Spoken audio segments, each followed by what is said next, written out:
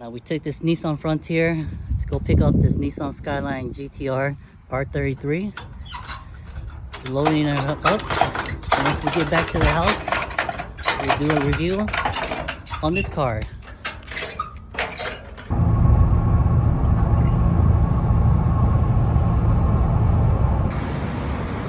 Alright, so we're here at the gas station filling up the Nissan Frontier. We just put in $40. That should be enough to get us home. That's the car. The truck again. We're doing about 61 miles an hour. Temperature looks good. About 2,000 RPMs. There we are. The Skyline GTR is behind us. We're pulling it. It's been about 2 hours already.